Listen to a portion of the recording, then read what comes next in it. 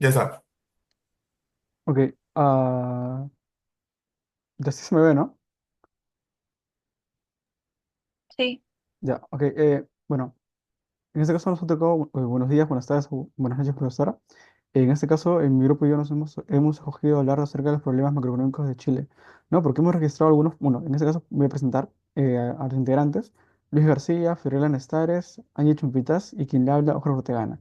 No, hemos escogido Chile por los últimos problemas que ha registrado, bueno, o por los problemas que ha registrado en los últimos años, que viene a ser tanto el estallido social que se ha dado como los constantes debates que se han dado en el Parlamento chileno acerca de un posible cambio de la Constitución, ¿no? Que igual que acá en el Perú, ahuyentan al sector privado y que ello ha generado eh, menor inversión de ese sector hacia el país y con ello problemas como la inflación, tal vez desempleo o tal vez la recesión, ¿no? Por ello. Siendo, por favor. Ok, acá tenemos tres noticias que, bueno, acerca de mi tema, que va a ser el desempleo en Chile, ¿no?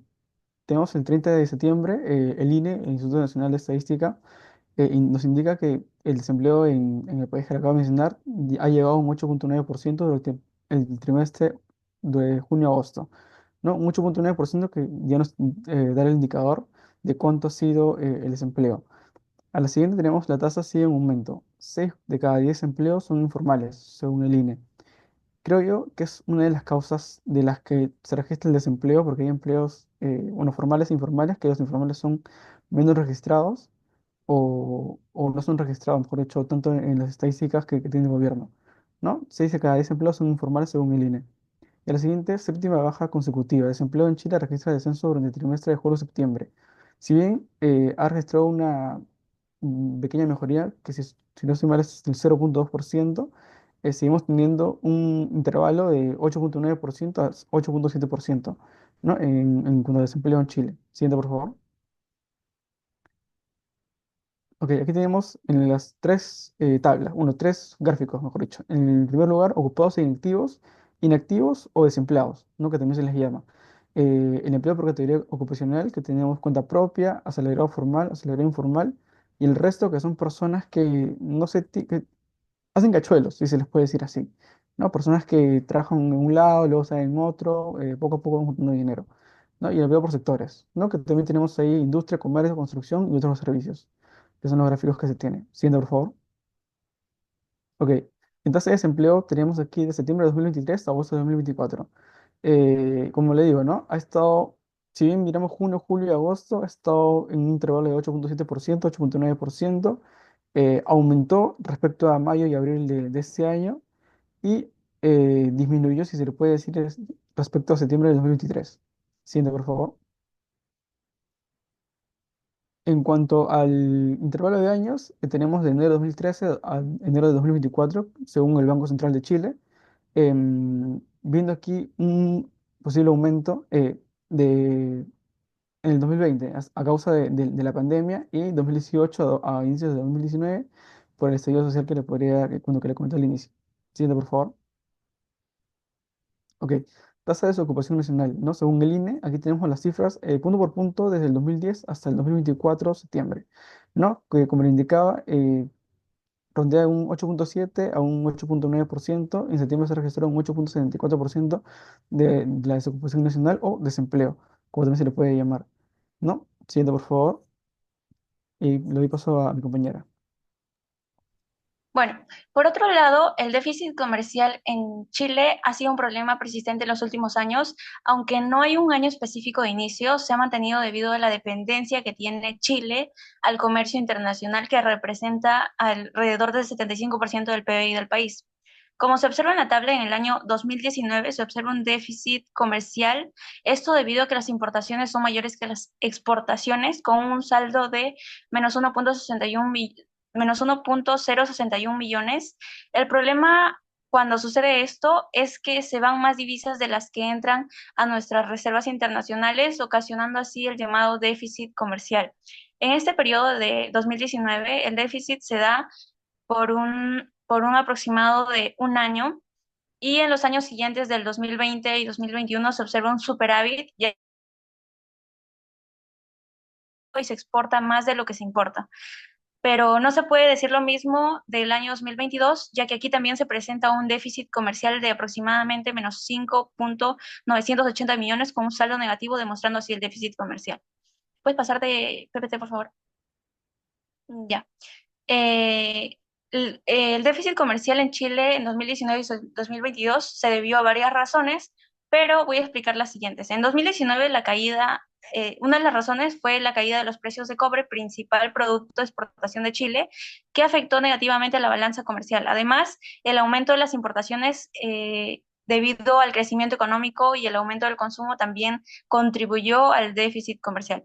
En el año 2022, el déficit comercial se intensificó debido a la disminución de las exportaciones tradicionales como lo son el cobre y el aumento de las importaciones de bienes de consumo y productos intermedios. Así también, la pandemia de COVID-19 y las restricciones comerciales globales afectaron negativamente a las exportaciones chilenas. Bueno, las consecuencias del déficit comercial de Chile del 2019 y 2022 para los agentes económicos fueron en las familias, la disminución del poder adquisitivo debido a la escasez de bienes y servicios, también el aumento de costo de vida debido a la inflación, entre otros. En las empresas, la disminución de la competitividad del mercado internacional y también el aumento de los costos de producción y transporte, entre otros. En Estado, pues el aumento de la deuda pública para financiar el déficit comercial y la disminución de las reservas internacionales, entre otros. Y en los trabajadores, el aumento del desempleo de sectores afectados por el déficit comercial, también la disminución de los salarios reales y entre otros. Y finalmente, en los inversores, la disminución de las inversiones en Chile y el mayor costo del capital, entre otros. Bueno, finalmente es importante destacar que estas consecuencias pueden variar dependiendo de la magnitud y la duración que tiene el déficit comercial, así como las medidas implementarias por el gobierno y el Banco Central para mitigar estos efectos. Le doy pase a mi compañera.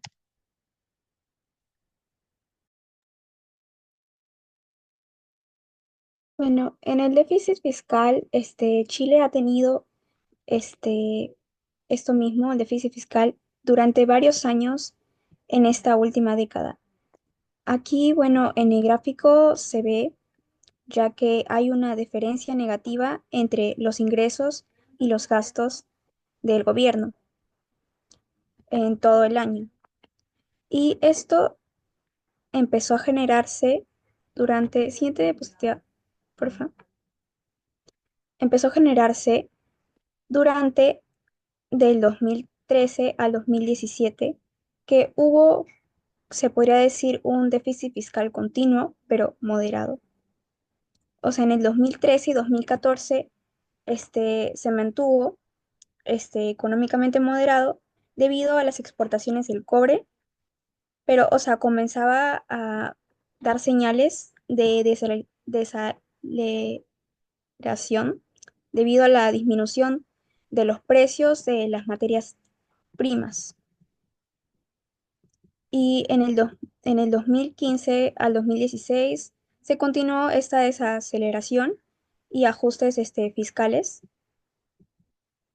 al igual que, bueno, en el 2017 y en el 2010 hasta el 2018. En el 2019 hubo una crisis social y otra vez un estancamiento económico que afectó severamente la incertidumbre, causando también incertidumbre política y social. Y esto también toma en consecuencia también a lo del déficit que es fiscal de Chile en el año en pandemia del 2020 al 2021, donde ya se presentó un déficit fiscal mayor.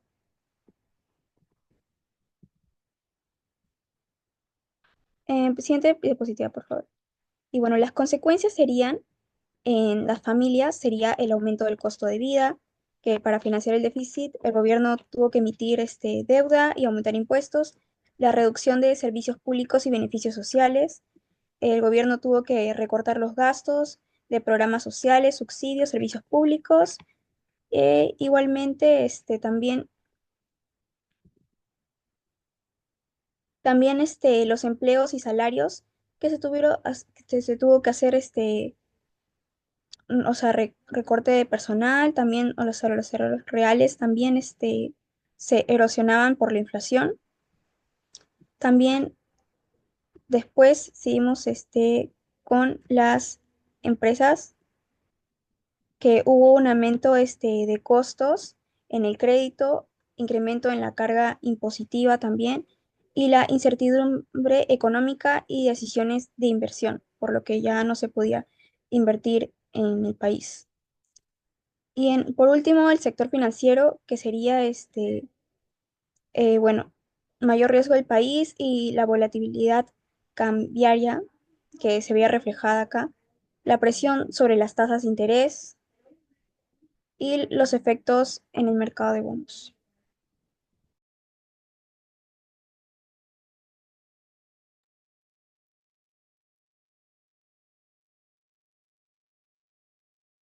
Buenas noches, profesora y bueno, compañeros. Bueno, a continuación yo les voy a hablar de la inflación.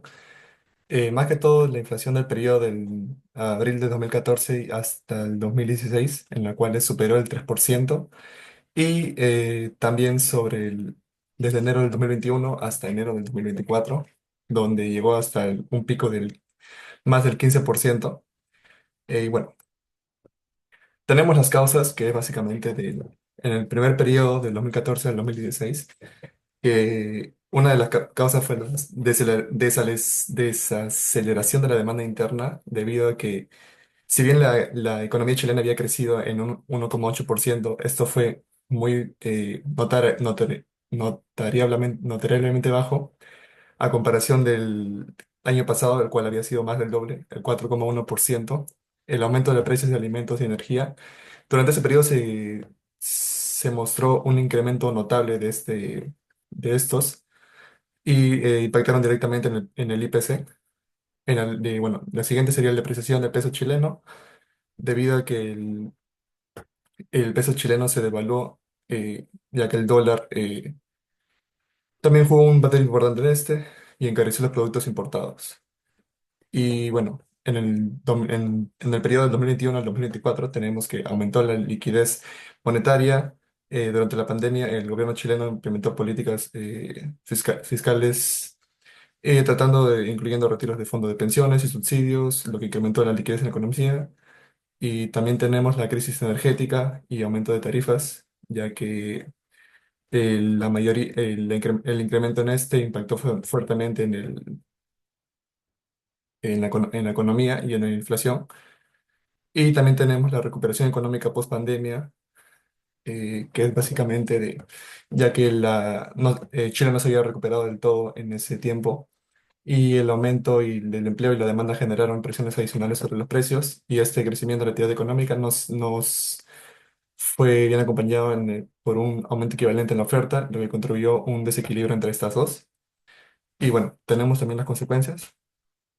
Entre las consecuencias, en 2014 y 2016 tenemos el menor poder adquisitivo en el consumidor, esto debido al incremento en la inflación; a las empresas en el costos operativos mayores, debido a que las empresas enfrentaron un aumento en los costos de producción debido a la inflación, lo que llevó a muchos a aumentar sus precios para mantener márgenes de ganancias.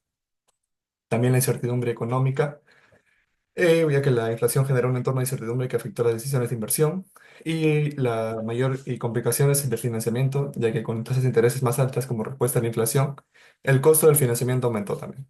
Y en enero del 2021 al 2024, tenemos que a los consumidores, bueno, también les afectó en el parte del poder adquisitivo, lo que se les redujo, y también las expectativas inflacionarias, debido a que la percepción de que la inflación seguiría alta llevó a ajustes anticipando en salarios y precios por parte de las empresas. A las empresas, el aumento de costos, tal como pasó antes, eh, decidieron aumentar los costos, bueno, el costo de sus insumos y productos, debido a que al aumento en todos los precios y los insumos con que ellos trabajan, en la reducción de márgenes de ganancias, ya que debido a los costos operativos, se reportaron disminuciones en su rentabilidad. Y al gobierno, que menor recaudación, el déficit fiscal y modificaciones a la política monetaria con el fin de poder frenar esta inflación.